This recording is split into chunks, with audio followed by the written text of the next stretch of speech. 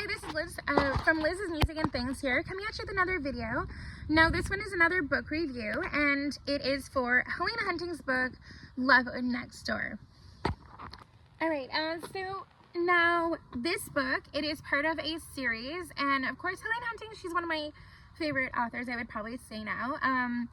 I started reading her books maybe about, I want to say 2-3 years ago, and definitely she's been one of my go-tos ever since then.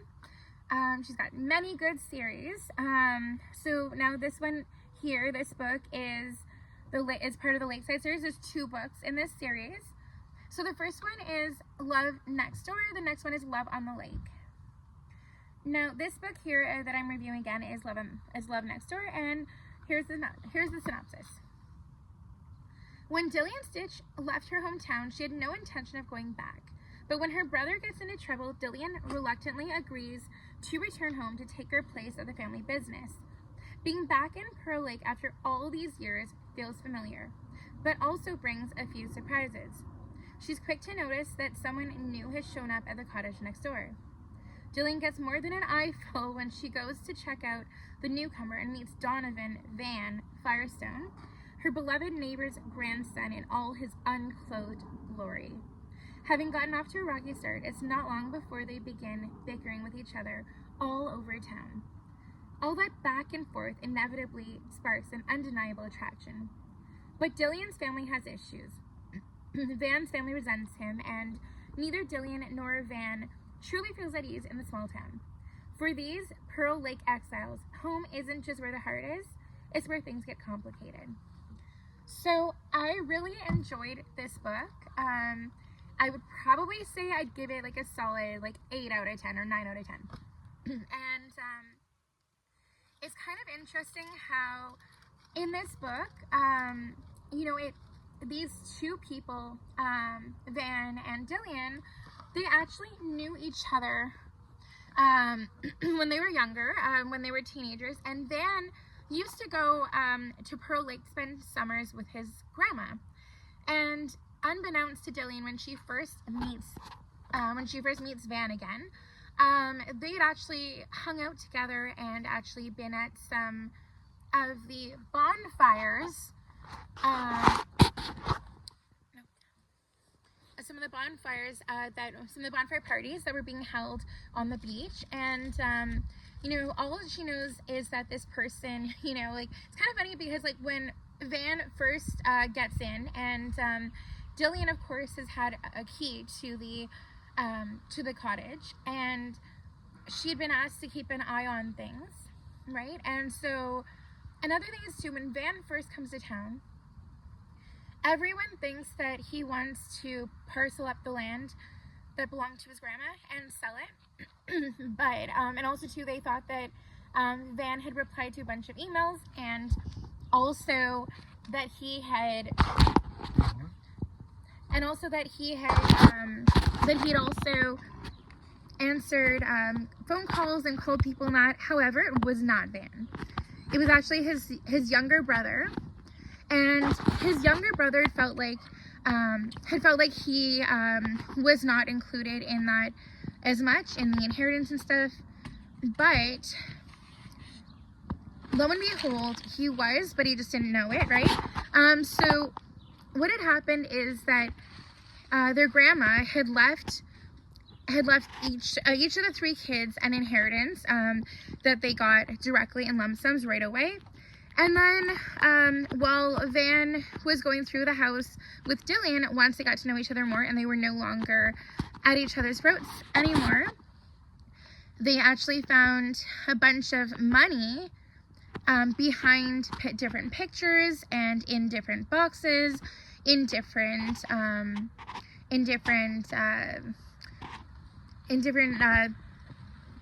things that go along to different appliances, right?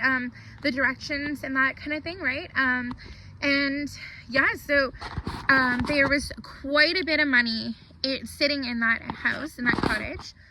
And yeah, and so of course he went to the bank with it and asked if it was all legit, and sure enough it was. And as well, Van, when he was younger, had started a foundation to to help kids and for scholarships in his mother's name. And so of course, Van and Tegan, their mom had passed away when they were quite young. And when it comes to their relationship with their family, they only had, themselves and their brother and their dad. And of course, their dad was often a workaholic, and a lot of them did not really heal from the loss of their mom/wife. But then, so what had happened is, Van's brother was Van was accused of stealing from his own foundation that he created. And due to that fact, he also lost his job back in Chicago.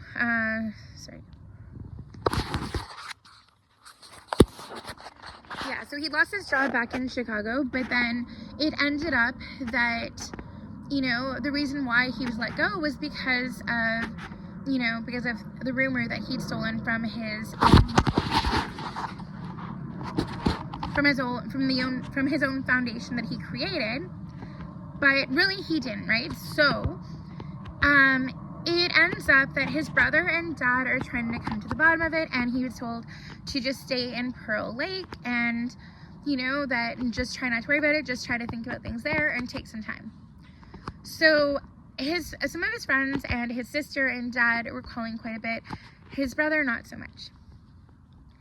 It ended up though that Tegan had figured out that it was actually their brother that had actually stolen that money, and it was insane the amount that was stolen. So it ended up that that Van had asked her to try to get the laptop, and they would find a way to prove that it was indeed their brother that stole the money. And so they worked together, they sit together in the cottage, and they were able to find that yes, indeed, it was their brother. And also their brother also had some child porn and other stuff on the computer too, which was really crazy. And there was a lot of so then he ended up having to go to jail over that whole thing. And when it comes to what had happened, usually when their brother would get in trouble, their dad would bail him out. But this time he wasn't doing that. This time he had to own up to his actions, and he had to stay in jail. And then, of course, Van and Tegan and their dad end up starting to go to therapy and healing in ways that they never knew they actually needed. And yeah, so and now also too, in the meantime, with all that going on, and with it coming out that Van really did not steal from the foundation, his old job offered him his job back and even offered a promotion. Also too, underneath all of this, Van and Tegan end up, getting together, making out, whatnot, and then they end up falling in love with each other. And somehow, even from the grave, before they knew anything and before they gotten to know each other really well, his grandma had actually been trying to set the two of them up. And in one of the spots where they had, like in the back of a picture or something like that, in an area where they found some of the things when they're going through his grandma's house, there was a letter. And it says, if you're finding this, I've passed away, and I'm really hoping that you and Tegan are able to make it and that you end up being a couple. And sure enough, they do end up becoming a couple, and they both had a chuckle about that. And just the fact that somehow fate had a way, and it pulled the two of them together. And of course, at the moment, as it seems, they will end up being happily ever after. And Van did indeed propose to Tegan, and she said yes.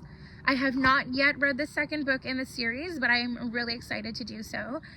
And I'm sure that the next book is just as good as the book I've recently read.